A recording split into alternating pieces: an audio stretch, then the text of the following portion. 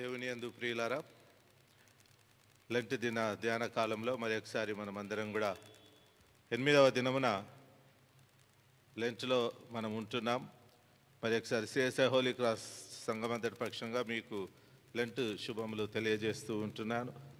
మరి ఒకసారి ఉదయకాలంలో మీతో దేవుని యొక్క సందేశాన్ని పంచుకోవడానికి ప్రభు ఇచ్చిన అవకాశాన్ని బట్టి వందనాలు చెల్లిస్తూ, మనందరికీ తెలిసినట్టుగా ఈ 40 దినములు శక్తికి మించిన ప్రయాణము అనే అంశం మీద మన ఆది పితామహులు, దేవుని యొక్క విశ్వాసులు, బిడ్డలు నడిచినటువంటి వారి జీవిత విశేషాలను గమనించడం ద్వారా వారు ప్రభు పరిచర్యలో ఏ విధంగా వాడబడి దేవునికి గొప్ప విధేయులై ఉంటున్నారో మనం గ్రహించి వారిని పోలి మన జీవితములు మరి ఉండాలని, వారు మనకి ఇన్స్పిరేషన్గా ఉంటుండగా వారిని తీసుకొని మనం ధన్యులం కావాలని ఆశిస్తూ ఈ అంశాన్ని మనం ధ్యానం చేస్తూ ఉంటున్నాం. ఈ దినం ముఖ్యంగా మరి ఒకసారి దేవుని యొక్క పరిచర్యలో ఇశ్రాయేలీలలో మరి చాలా ప్రాముఖ్యమైన పాత్రను వహించినటువంటి దైవ భక్తుని గురించి మనం జ్ఞాపకం చేసుకుందాం. అతనే అహరోను.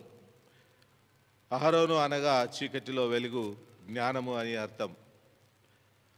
అహరోను యాకోబు యాకోబు అనగా ఇశ్రాయేలు సంతానమైన లేవి వంశానికి చెందినటువంటి వాడు. అహరోను లేవి వంశస్థులైన అమ్రాము, యాకోబేతులకు పెద్ద కుమారుడు.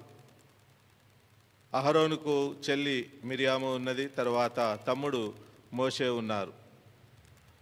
వీరందరూ ఐగుప్తులోని గెర్షోములో జన్మించిరి. ఈ పట్టణము ఇశ్రాయేలీలకు చాలా ప్రీతికరంగా, కంఫర్టబుల్గా ఉన్నటువంటి పట్టణమై ఉంటున్నది. అహరోను మిరియాములు పుట్టిన నాటికి ఇశ్రాయేలీలు బహుగా విస్తరించుట వలన హెబ్రీయుల మీద ఐగుప్తీలకు చాలా ఈర్ష్య, ద్వేషము మొదలైనవి ఏర్పడడం మనం చూస్తూ ఉంటున్నాం. కాబట్టి ఇశ్రాయేలు జనాంగాన్ని ఇక విస్తరింపనీయకూడదు అనేటటువంటి ఒక ఉద్దేశం, ఇశ్రాయేలు జనాంగాన్ని బహు కఠినమైనటువంటి దాస్యంలో ఉంచాలనేటటువంటి రెండవ ఉద్దేశంను బట్టి మరి మిరియాము పుట్టిన తర్వాత హెబ్రీయులకు కలిగినటువంటి మగ సంతతిని ఎవరిని కూడా బ్రతకకూడనియదనేటటువంటి శాసనము ఫరో రాజు చేయడం మనం చూస్తూ ఉంటున్నాం. దేవుని యందు ప్రియులారా, ఆ విధంగా మోషే జన్మించడం, మోషే ఫరో ఇంటిలో మరి పెరగడం మనం చూస్తూ ఉంటున్నాం. గెర్షోములో మిరియాము మరియు అహరోనులు పెరగడం మనం చూస్తూ ఉంటున్నాం. అహరోను మరి ఇశ్రాయేలీలు అనుభవించినటువంటి ఈ యొక్క దాస్యంలో పొందినటువంటి కష్టాలు, ఇబ్బందులు, వారు దేవునికి మొరపెట్టిన విధమంతటికీ కూడా దాని అంతటినీ కూడా చూచినటువంటి వాడై ఉంటున్నాడని జ్ఞాపకం చేస్తూ ఉంటున్నాను. మరి మోషే ఫరో ఇంటిలో ఉన్నటువంటి ఆచార వ్యవహారాలన్నింటినీ కూడా, రాజకీయ వ్యవహారాలన్నింటినీ కూడా ఎరిగిన వాడై ఉంటున్నట్టుగా మనం చూస్తున్నాం. వీరిద్దరిని మనం గమనించినట్లయితే ఒకరు రాజకీయంగా ఎదిగిన వారు, మరొకరు ప్రజాపక్షంగా ఎదిగినటువంటి నాయకులుగా వీరిద్దరిని మనం చూస్తూ ఉంటున్నాం. మరి దేవుని యందు ప్రియులారా, ఆ విధంగా 40 సంవత్సరాలు మోషే ఫరో ఇంటిలో తన కాలాన్ని గడపడం, తర్వాత హెబ్రీయులను తాను చంపబడుట చూచి అతడు అక్కడ ఐగుప్తీయుని హత్య చేయుట ద్వారా 40 సంవత్సరాలు మరి మిద్యానుకు పారిపోవడం, తన మామ ఇంటిలో, ఇత్రో ఇంటిలో ఉండడం మనం చూస్తున్నాం. తన 80వ ఏట తిరిగి సీనాయి కొండ మీద దైవ దర్శనం కలిగినప్పుడు మరి యెహోవా దేవుడు మోషేను ఇశ్రాయేలీయులను విడిపించాలని కోరినప్పుడు అతడు నేను చక్కగా మాట్లాడలేనటువంటి వాడిని అనేటటువంటి మొదటిది, తర్వాత ఫరో యొద్దకు వెళ్ళాలనేటటువంటి భయం కలిగినటువంటి వాడై ఉంటున్నప్పుడు అతడు చెప్పిన సాకులను దేవుడు మన్నించక తన ప్రజలను విడిపించుట కొరకు నీ పెద్ద అన్న అయినటువంటి అహరోను వస్తున్నాడు, ఆయన మాట్లాడతాడని చెప్పడం మనం చూస్తున్నాం. ఆ రీతిగా 80వ సంవత్సరంలో అన్నదమ్ములు ఇద్దరు కలుసుకొని మరి దేవుని యొక్క ప్రజలను విడిపించడానికి ఫరో యొద్దకు వెళ్ళడం, ఫరోతో మాట్లాడడం, ఫరో దగ్గర వాదించడం, ఇవన్నీ కూడా మనం చూస్తున్నాం. అహరోను ఎలిషబేనును పెళ్లి చేసుకుంటాడు. ఆయనకు 4 కుమారులు, నాదాబు, అబీహు, ఎలియాజరు, ఈతమారు అనే 4 కుమారులు అహరోనుకు కలగడం మనం చూస్తూ ఉంటున్నాం. అహరోను ఐగుప్తీయుల విడుదల విమోచన కార్యంలో మోషేతో సహా మరి జాషువా కాలేబులతో సహా కూడా అహరోను కూడా ఎంతో ఈ యొక్క విమోచన యాత్రలో వారు మోషేకు సహాయం చేసినారని జ్ఞాపకం చేస్తుంటున్నారు. యెహోవా లేవి వంశంను తనకు యాజకులుగా ఉండుటకు ఏర్పాటు చేసుకోవడం మనం చూస్తుంటున్నాం. ఆ సమయంలో మరి 12 గోత్రముల నుండి 12 కట్టెలు తీసుకొని వచ్చి అక్కడ ఉంచడం, ఆ యొక్క మందసం దగ్గర ఉంచినప్పుడు అహరోను మరి కర్ర చిగురించి ఫలించడం మనం అక్కడ చూస్తుంటున్నాం. ఆ విధంగా అహరోను వంశాన్ని దేవుడు తన యొక్క యాజక వంశంగా ఏర్పాటు చేసుకోవడం మనం గమనిస్తూ ఉంటున్నాం.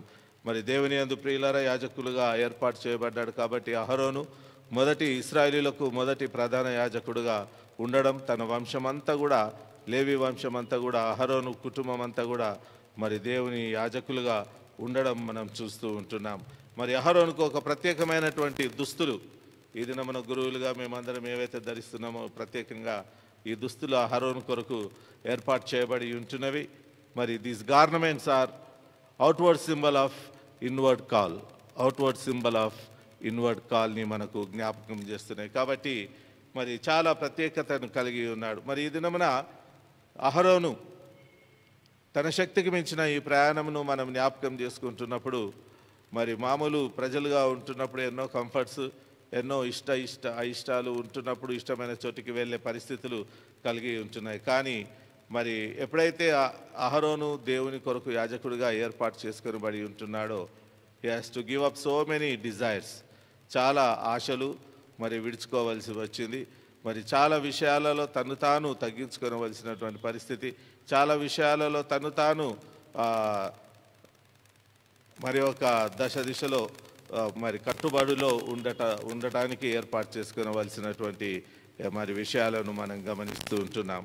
మరి అహరోను దేవుడిచ్చినటువంటి ఆధిక్యతను ఆయన వదులుకోలేదు, ఆయన నాకు వద్దనుకోలేదు. కానీ ఆయన దానిని ఇష్టపడి చేసినప్పుడు మరి వెంటనే మోషే వారిని యాజకులుగా అభిషేకించడం మనం చూస్తూ ఉంటున్నాం. దేవుని యందు ప్రియులారా మోషేతో సహా అహరోను కూడా గుడారంలోనికి వెళ్ళి దేవుని యొక్క ప్రత్యక్షతను ప్రసన్నతను చూసినటువంటి వారిలో ఉన్నాడని జ్ఞాపకం చేస్తూ ఉంటున్నాను. అంత మాత్రమే కాకుండా అహరోను మిరియాము ఇద్దరు కూడా మోషే వివాహం చేసుకున్నప్పుడు వారు కొంచెం ఆయన చేసుకున్న వివాహమును బట్టి వారు సనిగినటువంటి విధానాన్ని బట్టి మనం చూస్తున్నాం. మిరియాముకి కుష్టు కలిగినప్పుడు మరి వెంటనే అహరోను దేవునితో ప్రార్థించిన విధానాన్ని మనం చూస్తున్నాం. అహరోను యాజకుడుగా ప్రధాన యాజకుడుగా ఉంటూ ఇశ్రాయేలీయులకు మరి దేవుని యొక్క సందేశాలను అందించడం, దేవుని యొక్క కట్టుదిట్టాలను తెలియచేయడం, ఆజ్ఞలను గాయకొనుటలో వారిని నడిపించడం, మరి దేవుని మందిరము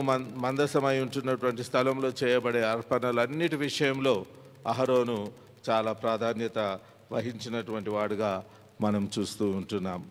మరి దేవుని కొరకైన చేసిన తన ప్రయాణంలో ఈ లోకరీతిగా లోకాశలకు లొంగి జీవించడం కాకుండా దేవుని మహిమ కొరకు వాడబడటంలో ఉన్న ఆనందం గొప్పదని మరి అహరోను తన జీవితాన్ని ప్రభువుకు ప్రతిష్ఠించుకొని ఉన్నాడు. అహరోను కుటుంబం కూడా దేవుని యొక్క పరిచర్య కొరకు ప్రతిష్ఠించుకొని ఉంటున్నారు. మరి యాజకులకు ఉండవలసినటువంటి యొక్క నిబంధనలు ఏంటిదంటే వారికంటూ ఏది కూడా ఈ లోకంలో భూమి కానీ స్థలము కానీ ఏది కూడా ఉండకూడదు, సమస్తము కూడా మరి ప్రజలే చూసుకునేటటువంటి వారు. కాబట్టి ఆ విధంగా దేవుని పైన దేవుని యొక్క సంఘం పైన ఆధారపడి నడుచుకున్నటువంటి జీవితం అహరోను వంశందని జ్ఞాపకం చేయబడుతూ ఉంటున్నది. అహరోను కుమారులు యాజకులుగా ఉంటూ మరి నాదాబు అబీహీలు వారు మరి దేవుని సన్నిధిలో చేయవలసినటువంటి ఒక కార్యంలో మరి దేవునికి ప్రతిష్ఠితమైనటువంటి మరి ఆయిల్తోన దీపములను వెలిగించకుండా ఏదో అక్కడ ఉన్నటువంటి ఆయిల్ తెచ్చి వెలిగించడం ద్వారా అక్కడ కలిగినటువంటి శిక్ష ఏంటిదంటే వెంటనే ఆ ఇద్దరు కుమారులు కూడా అక్కడే కాలిపోవడం మనం చూస్తూ ఉంటున్నాం. మరి మోషే వచ్చి వారి శవములను తీసివేయమని చెప్పినప్పుడు అహరోను అక్కడనే ఉంటాడు, కానీ ఏ ఒక్క మాట కూడా ఉండడు. మౌనం వహించి తన ఇద్దరు కుమారులు తన ముందే చనిపోయినప్పుడు ఆయన చూపించినటువంటి ధైర్యము గొప్పదని జ్ఞాపకం చేస్తున్నాను. అనగా అక్కడ దేవుని ఎడల కలిగిన విధేయత, దేవుని సేవ కొరకైనటువంటి ఆశ, మరి సాక్రిఫైస్ లైఫ్ అక్కడ అహరోను జీవితంలో మనం చూస్తూ ఉంటున్నాం. దేవుని యందు ప్రియులారా వీరందరూ కూడా కానానుకు ప్రయాణమై వెళ్తూ ఉంటున్నారు. మోషే మరి ఏ విధంగా నెబో పర్వతము నుండి మరి ప్రామిస్ ల్యాండ్ని చూసినాడు కానీ ఆయన ఎంటర్ కాలేక ఉన్నాడో, ఆ విధంగానే అహరోను కూడా వారితో నడిచినాడు కానీ ఆయన కూడా ఈ యొక్క వాగ్దాన దేశంలోనికి ప్రవేశించలేకపోయి ఉంటున్నాడు. కానీ వారు దేవుని యందు వారి నిరీక్షణను ఏమాత్రమును కోల్పోలేదు. దేవుని వారు వెంబడించి వారు దీవించబడ్డారు. మరి అహరోను మరి ఏ విధంగా ప్రతిష్ఠితుడిగా దేవుని కొరకు ఉంటున్నాడో, మరి మన జీవితంలో కూడా ఇలాంటి దినములలో దేవుని వెంబడిస్తున్న మనమందరం కూడా ఒక యాజక సమూహంగా మరి మనమందరం కూడా ఉంటూ దీవించబడాలని ప్రభు ఆశిస్తున్నాడు. దేవుని కొరకైనటువంటి మరి శక్తికి మించిన ఈ ప్రయాణంలో నిజంగా మనం ప్రభు కొరకు ప్రయాణిస్తున్నామా అని మనం జ్ఞాపకం చేసుకొని సరిచేసుకొని దిద్దుకొనుట మనకు ఆశీర్వాదకరమని తలస్తూ మీకు శుభములను తెలియజేస్తున్నాను. దేవుడు మనందరినీ దీవించి అలాంటి సాక్రిఫైస్డ్ లైఫ్ క్రీస్తు కొరకు మనమందరం కూడా యాజక సమూహంగా కలిగి ఉండుటకు ప్రతి విశ్వాసికి దేవుడు తన కృప, ప్రతి సేవకునికి ఆ ఆధిక్యతనిచ్చి దేవుడు దీవించునుగాక. ఆమేన్. ప్రార్థన చేసుకుందాం. దేవా మా పరలోకపు తండ్రి, అహరోనును నీ యొక్క యాజకునిగా నీవు ఏర్పాటు చేసుకున్నావు, నీ సేవ కొరకు ఏర్పాటు చేసుకున్నావు. సేవలో ఒడిదుడుకులు కలిగినప్పుడు శిక్షించినావు, దండించినావు. కానీ ప్రభు అహరోను ఏమాత్రమును మరి సేవను విడిచిపెట్టకుండా, చింతించకుండా నీ యందు తన తప్పిదములను ఒప్పుకుంటూ సరిచేసుకొని దిద్దుకొని ప్రభు తాను తన జీవితాన్ని నీ మహిమ కొరకు, తన కుటుంబాన్ని నీ మహిమ కొరకు నడిపించిన విధం కొరకే నీకు స్తోత్రములు చెల్లిస్తున్నాం. ఈ దినమున అటువంటి వారంగా నీ విశ్వాసులమైన మేమందరము, నీ సేవకులమైన మేము ఉండుటలో నీ కృపను మాకు దయచేయమని, మేమందరము మా అందరికీ ప్రధాన యాజకుడైనటువంటి యేసును కలుసుకొనినప్పుడు మరి నమ్మకమైన వారంగా మేము ఉండుటలో నీ కృపను మా అందరికీ దయచేయమని యేసు మీ నామమున ప్రార్థించి వేడుకొంచున్నాము తండ్రి. ఆమేన్. తండ్రి, కుమార, పరిశుద్ధాత్మ త్రియక దేవుని దీవెన ఈ ధ్యాన కాలంలో మనందరికీ తోడైండును గాక. ఆమేన్.